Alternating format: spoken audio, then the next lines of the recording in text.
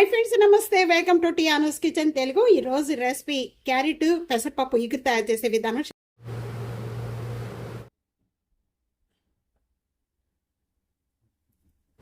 Hi friends, carrot పెసరపప్పు ఇగురు తయారు చేసుకోవడానికి ముందుగా క్యారెట్ పైన చెక్క తీసేసుకొని బాగా క్లీన్ చేసేసుకున్న వెంటనే కూడా ఇలా మీడియం సైజుగా పీసెస్ కట్ చేసి పెట్టుకోండి. మనం రెగ్యులర్గా యూజ్ చేసుకునే స్పూన్ ఉంటుంది కదండి, ఆ స్పూన్తో 3 టేబుల్ స్పూన్ అనేది ఇక్కడ పెసరపప్పు అనేది 2-3 మినిట్స్ నానబెట్టేసుకుంటే చాలు. ఎక్కువగా నానబెట్టుకునే అవసరం లేదు. పెసరపప్పు మసాలా తయారు చేసుకోవడానికి ఒక 6 లేక 7 వెల్లుల్లిపాయ రెబ్బలండి మిక్సీ జార్లో వేసేసేయండి. అలాగే ఇక్కడ చిన్న చిన్న పీసెస్ కట్ చేసుకున్న అల్లం ముక్క, పైన ఒక 10 లేక 8 పచ్చిమిర్చి ఇక్కడ మిక్సీ జార్లో యాడ్ చేస్తున్నాం. ఇందులో మనం కారం వేసుకోం, అందుకని మిర్చి అనేది ఎక్కువగా తీసుకోండి, బాగుంటుంది కర్రీ అనేది. మొత్తం పేస్ట్ చేసుకోండి. పట్టుకున్న పచ్చిమిర్చి పేస్ట్ అంతా రెడీ అయిపోయిందండి. ఈ విధంగా మెత్తగా చేసుకోవాలి. ఈ విధంగా తయారు చేసుకుంటే 5 మినిట్స్లో రెడీ అయిపోతుందండి ఈ క్యారెట్ పెసరపప్పు ఇగురు అనేది. ఇక్కడ నేను కుక్కర్ తీసుకున్నాను. ఈ కుక్కర్లో ఇప్పుడు మనం ముందుగా కట్ చేసుకున్న క్యారెట్ ముక్కలన్నీ కూడా దీంట్లో వేసేస్తున్నాను.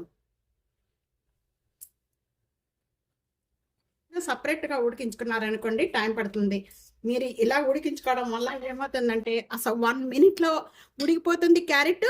చక్కగా అసలు క్యారెట్ కర్రీ కూడా చాలా తొందరగా అయిపోతుంది. ఈ పెసరపప్పు అంతా కూడా ఈ క్యారెట్తో పాటు వేసేసుకోండి. 1/2 గ్లాస్ వాటర్ యాడ్ చేస్తున్నాను.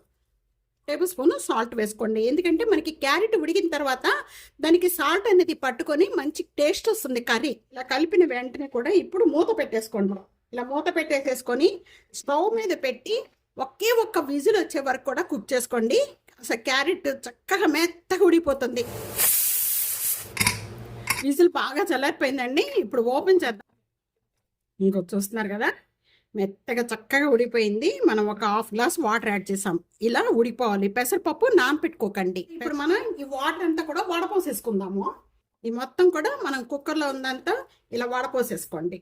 క్యారెట్ అంతా చక్కగా ఉడిపోయింది. ప్యాన్లో మొత్తం కూడా 2 టేబుల్ స్పూన్ ఆయిల్ వేస్తున్నాను.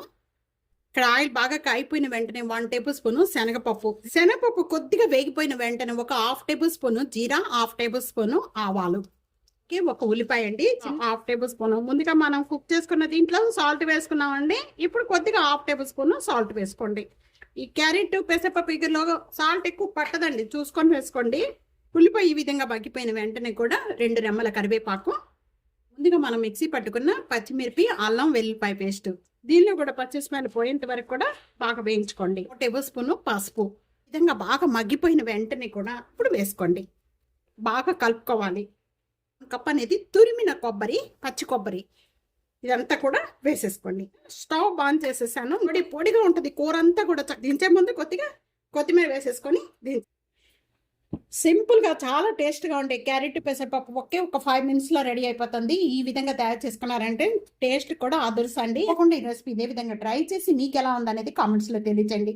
వీడియో 4 షేర్ చేయండి, లైక్ చేయండి. టియానోస్ కిచెన్ సబ్స్క్రైబ్ చేసుకోవడం అస్సలు మర్చిపోదు friends. Thank you for watching.